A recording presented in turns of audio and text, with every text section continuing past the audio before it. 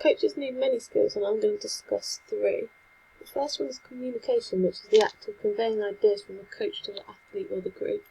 This can be verbal or non-verbal. Verbal is written, which is reading, writing, or oral, which is speaking and listening, or non-verbal, which can include facial expressions, gestures, body language, proximity, touch, personal appearance, and possibly silence. Personal appearance is like if you're wearing the appropriate clothing. If you're wearing inappropriate clothing, it can change the atmosphere and the direction of the session.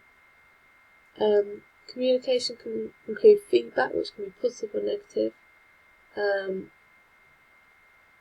Be aware of the frequency and amount of communication. Too much can be an overload and people can't take it in, and too little means they won't improve. It can be verbal or non-verbal. It's important to do both, and depending on age and ability, you can change the amount of which of the two you do. Volume and clarity are also important. Volume, you may want to get a whistle to gather people closer or to get their attention, particularly if you've got a large group and maybe you're quiet. And clarity to make sure they understand so they can improve. Clarity is particularly important for younger ones. This can be done to clarify certain things. You could ask certain members of the group to answer questions on what you've just said or repeat what you've just said. In a higher risk area, communication is important for people's safety. For example, when doing a high risk activity in rugby such as a scrum, you need to be able to call it off quickly if it's going wrong or if it looks dangerous. Or in a swimming pool, it's important to be able to communicate with participants to stop the activity if necessary. When being with younger kids, a different type of communication may be necessary. For example, you could use demonstration and gestures and get the kids to copy you rather than talking at them, as it may help them to understand. You may also have certain movements for them to do certain things. For example, when you clap or if you raise your arm in the air, this can mean they have to be quiet. Calling someone's name can also be effective if you're trying to get one player's attention, so this may be used more regularly in sports such as tennis. However, this may be inappropriate for sports such as swimming, as they won't be able to hear you. Within a team, it's much more important how you communicate, as you need to find a way in which works for the whole group, whereas with an individual you can be much more adaptable. Within a large group, I would say it's very important to do a demonstration to keep the attention of the group, and it is a good way to convey a message to lots of people. With lots of dialogue, they may become confused. The younger group or person you're coaching, the younger the person or group you're coaching, the less dialogue the better. Non-verbal communication such as a demonstration and gestures is very important with younger people, whereas older people may understand if you did more explaining and allowed them to ask more questions. Additionally, the amount of experience the group or individual has is important. If they are more experienced, you can include more dialogue and explain in further detail, whereas people with less experience won't understand. This can also be dependent on what stage of learning you're at. So if you're an autonomous learner, then explaining would be much more effective as you've already got the basic skills. The nature of the sport can also affect communication. A louder and more violent sport, you'd need to be louder, obviously, whereas maybe a quieter sport, more calm sport, you won't need to shout.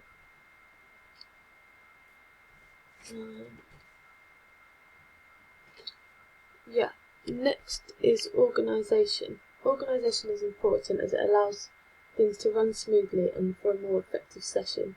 This allows participants to progress more efficiently. Coaches should arrive early to set up. If with other coaches, you should cooperate regarding use of space. In large spaces, recruit helpers to assist, as you may not be able to cope with a large group in a large space on your own. Risk management is also important. Everyone needs to be in the right equipment and having the right sportswear. Organisation involves using time effectively and should include a warm-up to begin. You need to organise warm-up, main session and cool-down, and you would also need to organise facilities, including where you need the participants to be and what they should be wearing. If they're younger, you may need to organise consent and also transport. For example, organisation as part of a junior football club is important, as you may have many age groups training on the same pitch at the same time, which often happens at clubs. So you would have to organise the space as well as the equipment and make sure everyone knows what time to turn up. And as these are under 18s, you would also need to organise appropriate paperwork, CRB checks, as well as consent forms and appropriate travel if needed. In an individual sport such as tennis, organisation is just as important in terms of timing and planning an effective session. However, it is less complicated as there is only one person. In tennis, you will always have a set area, i.e. a tennis court, so you know what area to plan your session for and just need to organise looking at a court. A successful coach will arrive early and have planned an effective session for that age group ability and filled out necessary paperwork. Not so successful coach will not have completed these things and is likely to leave things to the last minute. With a team or group, there are more things to take into account than compared to individual sports. Plan for a group is also more important, as with an individual you can be much more adaptable and really take their opinion and preferences into account. And if they want to do a certain drill in that session, then you'd be able to adapt it. Whereas a team, you're not able to take everyone's opinion into account, particularly on the day, as it would disrupt the session and not allow the session to flow as you've planned already. I would say organisation is even more important for younger age groups, as it's important that session flows to avoid disruption and to keep the kids entertained, otherwise behaviour may deteriorate. If you're not organised, the kids will sense this and become more disruptive and more likely to misbehave. With older age groups, organisation is also important in order for the session to run smoothly and to encourage people back to another one of your sessions. It's also important to organise the right activities for older age groups, as they are more interested in skill, whereas kids may just be there to let off steam and to get exercise. It's important to plan the session based on experience and to make the session appropriately challenging. If it's too hard for beginners, they may not want to come back to another session, and if it's too easy for experienced athletes, they won't be challenged and won't improve their game.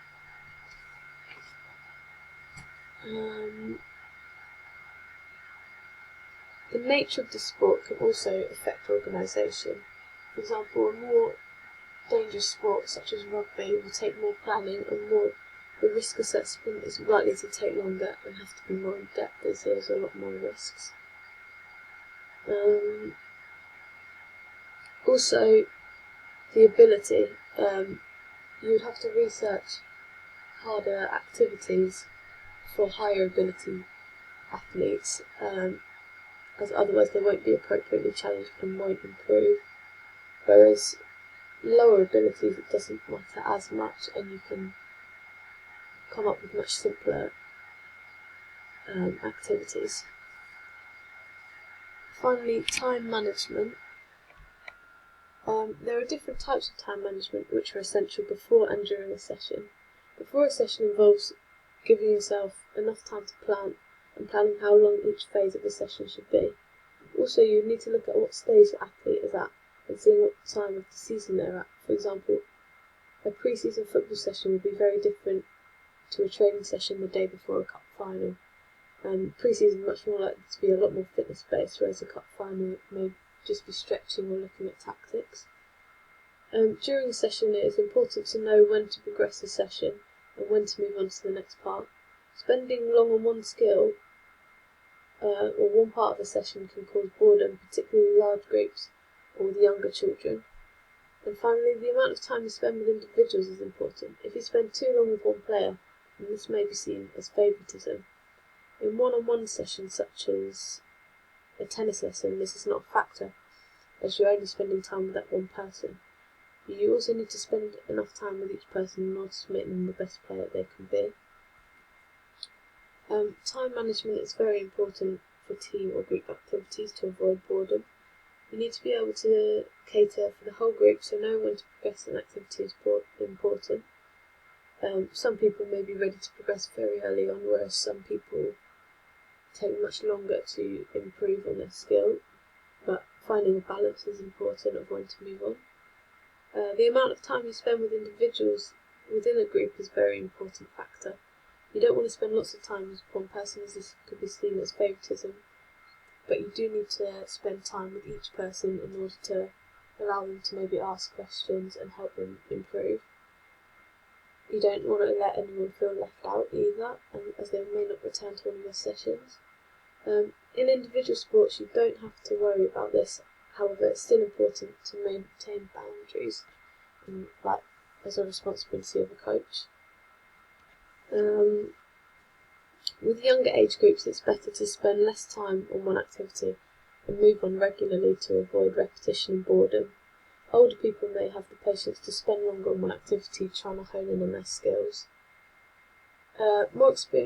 Finding more experienced and higher level players will also be more interested in the time of the season, as they want to prepare adequately for that part, whether this is for a cup final or preparing for the season like for example rugby, preparing in pre-season ready for the whole rugby season. In this, sessions will be more fitness based.